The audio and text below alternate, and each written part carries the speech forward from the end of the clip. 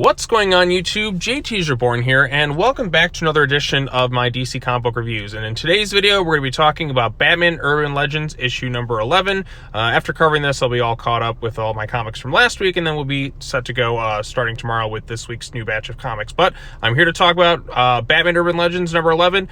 Now, the past few particular issues of Urban Legends, I've been kind of down on it. The book hasn't quite matched the feel of the first like 5 or 6 issues of the title. After that, it just kind of was like, everything else just like, nothing really stood out to me as truly being amazing or anything like that. But it seems to me that we're going to be on to a little bit of a different path going forward. Now, with this particular story, it's kind of like a fresh start in a way of a new set of storylines in Urban Legends. Everything is at one of, and so you don't have to have read the previous issues. You can kind of jump right onto this thing. It's a fresh jumping on point. So the first storyline is Batman and Zatanna in Bound to Our Will. And then you have Wight Witch in Stigma, part 1 of 3. Then you have Eternity in Eternity of Gotham, part 1 of 3. Then you have Ace the Bat Hound in Hounded, part 1 of 6. So there's going to be 2 6-part storylines going on here, which I'm good. So the next 3 months we'll have the same storylines going in there. Then 3 months after that we'll get another batch of fresh storylines. So overall consensus, I like this issue more than the past couple. Like I said, this is the best I feel like it's been since the first like 5 or 6 issues, because I just feel like it's a good fresh starting on point rather than kind of like some padding and other storylines kind of just not being the best sprinkled in throughout. Like, I've actually kind of forgotten a lot of the stuff that's happened in Urban Legends really kind of since issue 7. It kind of dwindled down for a few months, but I feel like we're starting to get back into the swing of things. Yes, no story of these ones here is quite as engaging as I still think that Red Hood Chip Zdarsky storyline was probably the best that Urban Legends is going to get, but I think this is a good starting on point for a fresh batch of stories. So let's go ahead and talk about each of them. I really like 2 of them, and the 2 in the middle, like the Wight Witch and Eternity, those were the 2 storylines that I felt were kind of lacking to me. But the stuff with Batman and Zatanna I really liked, and I really liked the Ace the Bat Hound one. So let's go ahead and summarize what happens there. So the first storyline is basically a Batman and Zatanna thing, kind of diving a little bit into the relationships. It says it takes place before the events of Justice League number 71.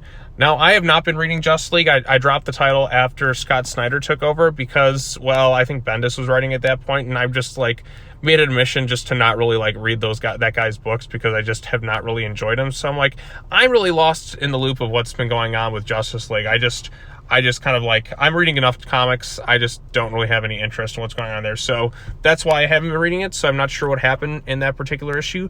But let's go ahead and summarize this one, because this is a Batman and Zatanna thing. So as the issue opens up, Batman is there, he's talking with Clark, and Clark's talking about how there's always kind of this time of year between you and Zatanna where you go off and then you just don't really talk to each other for a while. And we flash back to them as when they were a lot younger, because as we know, Bruce and Zatanna had a relationship in the past. And they definitely kind of had a loving relationship at some point.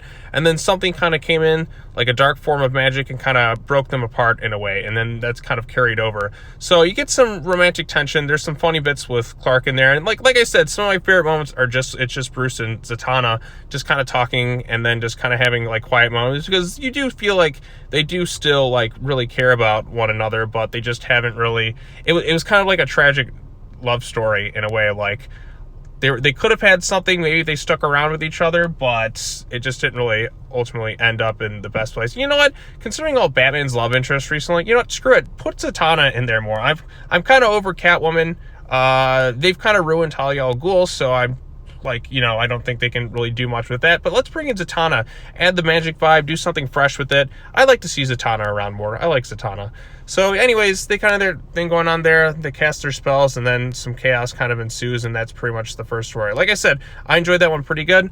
Now, the second one was written by Ram V, and this one is based on the Wight Witch. So it's that whole Catwoman was like the Wight Witch and Ghost-Maker had some sort of connection.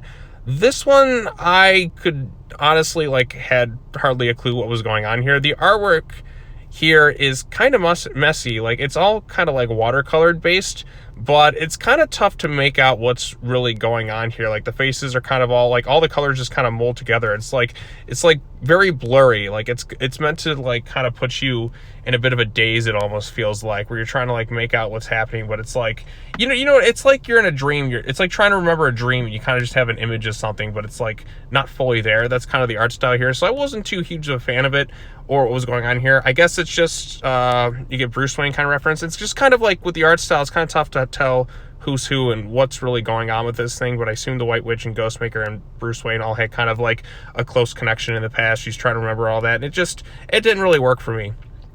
Then we have the third storyline here, which is with the character Eternity. I have no idea who this character actually is. They're from another comic book. I can't recall what it was. It was something like that, but what does it say here? As seen in National Comics Eternity #1. I have no idea what that is. DC Comics releases a lot of comics every month, and it's kind of tough to keep up with everything. So if I haven't really seen this character in anything else, that's probably because maybe they're going to try and flesh this character out and they'll appear in more stuff. But basically, with them, there's somebody who seemingly died but then came back to life and possessed Haley Joel Osment powers from the Sixth Sense, where they can see dead people. So you got that going on with it, and he's moving into an apartment. There's murder that takes place, and yada, yada, yada. I don't really know with this one. I think I liked it more than the White Witch one, but I still got to wait to see more to really kind of see if I really like this thing or not. And then the final storyline is an Ace the Bat Hound kind of origin story. It's just him and Batman working together, and anytime you can bring in Ace, like that's a plus for me. Like Damian has Titus, and Batman Bruce has Ace the Bat Hound, and it's just them kind of working together. He uses Ace's sense of smell. We get a little bit of a backstory into him, and he seemingly was a dog for the Joker. So isn't that interesting? Like the Joker had truly abused this animal and used them kind of cruelly, and then it's Batman who kind of saves them, and they become one of his most loyal proteges. So I really like that aspect to the storyline. I liked seeing how Ace was involved.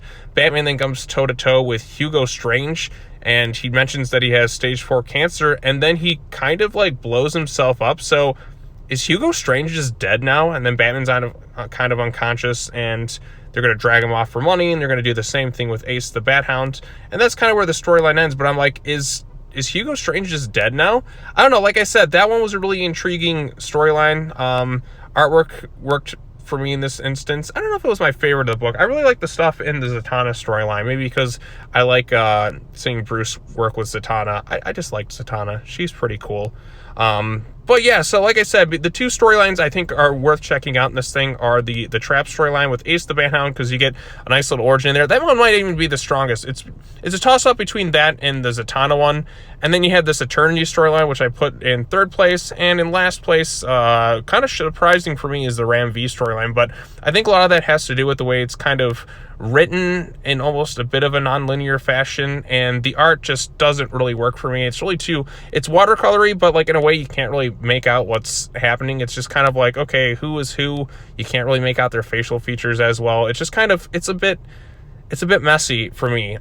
It's not really the type of art that I'd find ideal for a story, especially like if it's not like in part of a run or something like that. I didn't quite care for the art in this particular storyline here. But with that said, I do recommend checking out Urban Legends number 11. It's the first time I really kind of enjoyed like the issue for the most part in a few months, actually, really since what is it, like I feel like since issue 7, like 7, 8, 9, 10, like the past 4 months of it just haven't really been clicking for me. So but this one, I think this is a good starting point, because now that we're starting a new year, they're going to try and bring in like some new storylines and kind of start new story arcs. So it's like a bit of a fresh start with the title. Like you don't necessarily have had to have read the other 10 issues. This is a good starting on point for this whole thing. So like I said, and one last time with the credits, Batman and Zatanna was written by Vita, Ayala. Ram V did the White Witch one. Not sure how to pronounce that. Did Eternity, and then Mark Russell was the writer on Ace the Bat Hound. And like I said, the artwork I'm fine with in all the storylines except for the White Witch one. I think it was just a little too messy and muddled for me to kind of make out what was going on with it. But that's just my personal taste, so you may feel differently about that. But anyways, What did you all think of Batman Urban Legends number 11? Did you like this issue? Did you dislike this issue? Tell me your thoughts on it in the comment section down below. Be sure to like this video, share with your friends, subscribe to the YouTube channel for more content, hit the bell for notifications, and be sure to come back tomorrow as I'm going to be covering the next batch of comics for this week. I just want to get this video out of the way, then I'll be all caught up and prepared for whatever it is that's going to unfold this week. I think we had Detective Comics, I think there was Nightwing, and I think there was Catwoman. I think those are the 3 books that are out this week that I'll be doing some videos on. So probably get to the Nightwing one first and then move on to Catwoman and Detective Comics. So at some point this week, you'll see the rest of those comic book reviews. So yeah. All right. Well, that's all I got to say. As always, take care now. Bye-bye then. And I will see you all in the next video. Peace.